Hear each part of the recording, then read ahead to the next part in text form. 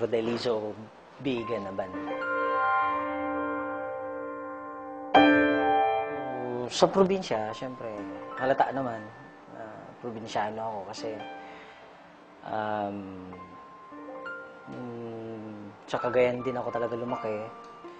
Ang mga magulang ko di naman nakatapos ng pag-aaral kasi high school lang yung tatay ko, tapos nanay ko is elementary graduate lang. Sinasabi ng magulang ko na pinapaaral kami kasi medyo malaki na yung family namin kasi ako yung panganay, tapos 6 pa kami. So, I'm the eldest in the family.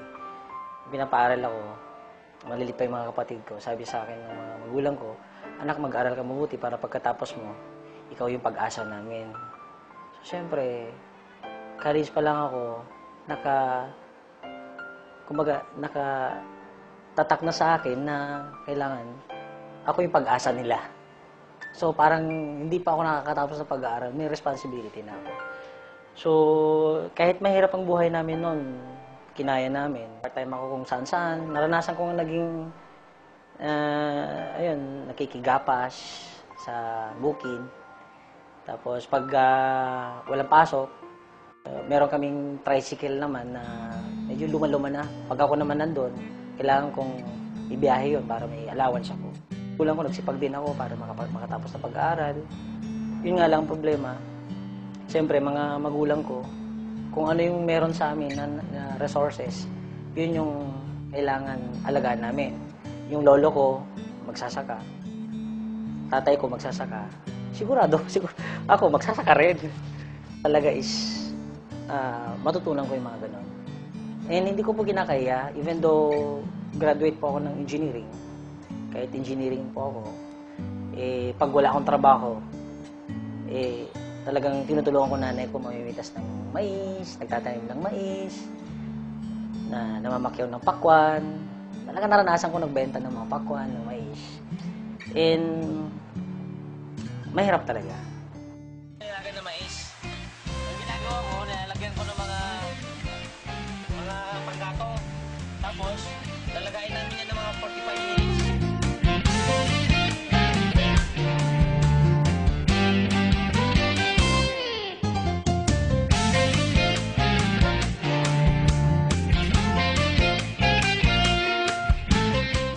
Ito yung sinasakyan ko dati.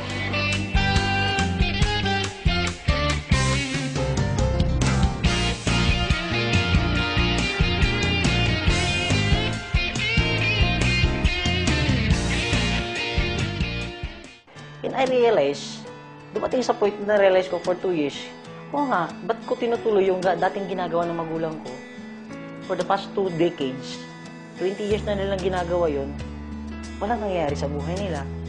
Tapos tutuloy ko, sabi ko hindi, wala lang pag-asa pag ganito. Alam ko yung lolo ko kasi may pinamanang kalabaw sa tatay ko. Sigurado, ipapamana sa akin yung kalabaw. Wala akong magawa. Sabi ko, yung kalabaw na lang kaya ibenta ko.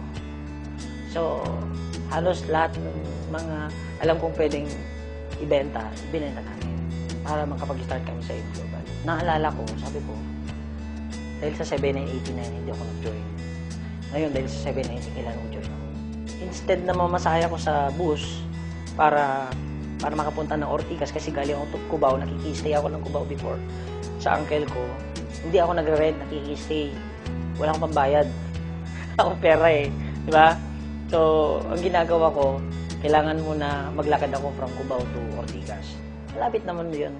Medyo sanay naman tayo, di ba? Hindi ko mapigilan eh. Pero alam mo bakit napayak ako? Nagpipray ako eh. Lord, kung ito yung opportunity na pwede makapagbago ng buhay namin, gawin mo to. Bigyan mo ako ng pagkakataon na gawin ko to. And alam mo yun, hindi ko makalimutan. Hindi ko makalimutan na ganun pala, pag hirap na hirap ka, wala kang matatakbuhan, siya na lang natatakbuhan mo eh.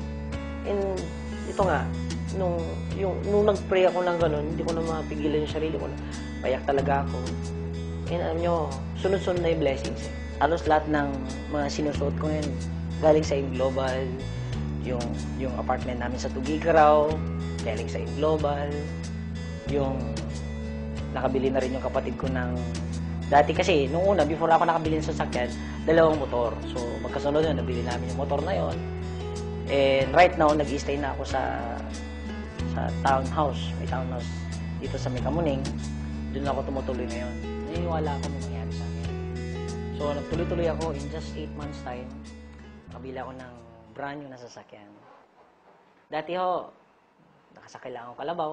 Kung dati kalabaw ang sinasakyan ko, ito na yung first car na is yung namimigay kami sa mga bata, napapakain kami sa bata, tapos napaparlor. Yun po yung ginagawa ko nung bata ko, pupunta ako sa mga mayayaman para lang makatikim ng mga masasarap na pagkain tuwing Pasko. Simple lang naman ang nagmamotivate sa akin eh. Yung family namin. Kasi ayaw ko nang balikan yung dati naming naranasan. Yung point na halos hindi ka na makakain, na yung mga tao na lalapitan mo, akala nila, talagang tatakbuhan ka nila, bakit? Akala nila utangan mo sila. Pag wala ka pa lang talagang pera, iniwanan ka. Eh, ayaw ko na maranasan yun. Kaya inalagaan ko po ng buong puso ko, buong buhay ko, yung binigay sa aking opportunity ng AIM Global.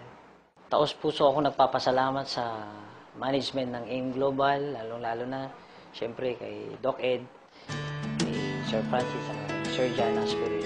Kung wala sila, ako hindi lalaki ng ganito, sobrang laki ng AIM Global. Kung wala kayo, wala ako sa